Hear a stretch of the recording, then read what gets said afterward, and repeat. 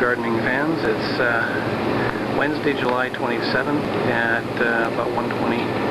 Last night I came home after part 3 of remote number 2, basically at my parents' place helping them fix some things, and I came home and discovered this. All these little black things all over the ground. I don't know how well you can see that. And I looked at my tomato plant. You see the branches that are all no leaves. I had noticed a couple of days ago the tomatoes themselves were starting to go. I now see, oh, actually I see another one there too. So I just discovered, oh, check it out. Smokey's back. That's the good news. Bad news appears to be this little bugger. I don't know how well you can see him. Let's see if I can get him against a different... I see one, what looks like a giant caterpillar there. And I just realized, looking at the tomatoes, let's see if I can capture this. I can't get it. Yeah, maybe I can kind of get it. I might have to hold the camera a little differently here. There appears to be another one there.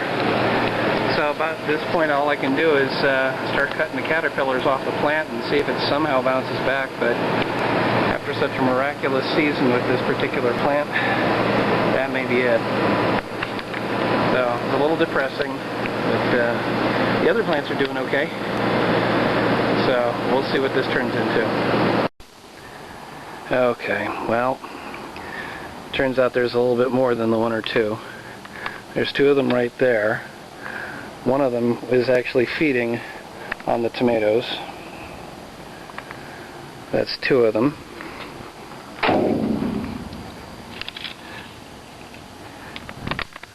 There's a 3rd and a 4th.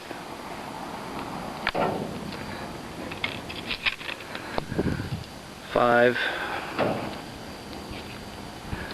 and 6. Half a dozen of them. Well, I started trimming back the plant, trying to cut all the caterpillars off, whatever they are, I'll look it up. And then trimming off the dead branches, and we'll see. Maybe I'll throw some milk on it and see if it bounces back. Started clearing the plant. 7 and 8.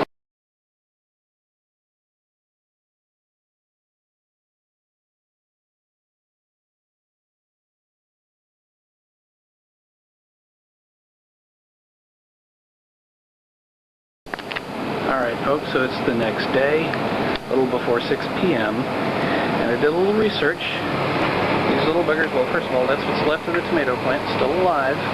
Even goes up there, still alive. Turns out they're called hornworms. Let me get away from the air conditioner and show you what I've done here. I did a little bit more reading to find out what are their natural predators, what's a natural way to get rid of them. This way I can just sort of show you this. So I got one hornworm in there. This is just a cheap plastic container, which you might actually recognize from some other experiments in the past. I punched some holes in the top, not big enough for him to get out. I wonder if you can actually see him a little better if I... Well, I'll shoot a picture at the end of this, that should help. Anyway, turns out their natural predators are really tiny little wasps that lay their eggs on the back of these worms and then feast on, actually they're caterpillars, but lay their eggs on the back and then consume them from underneath the cocoon, so you don't actually even see anything going on, but they feast on the host, and that kills them off.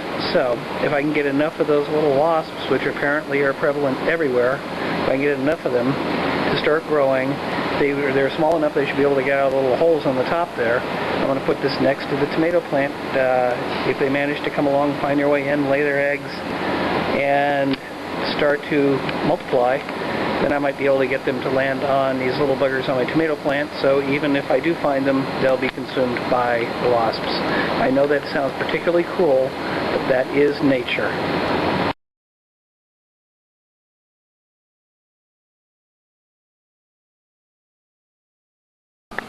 Well, good afternoon, gardening fans. It's I just realized how much it sounds like a sports thing. But gardening is a sport? I'm not sure. Anyway, it's Saturday, July 30th at a little past 1, and I just wanted to give you a quickie update before I put everything together and post an update. Not much going on up here. I will say we've got our little friend down here.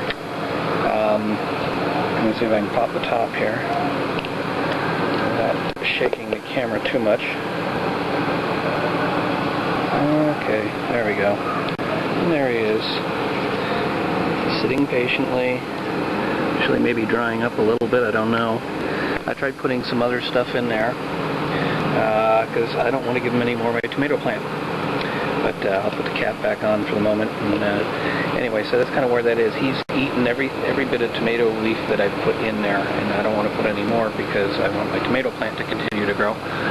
Let's talk about the broomcorn. Yeah, it's shooting up to the sky. That's nice. The beans are doing pretty good. There's actually a couple of beans between the plants.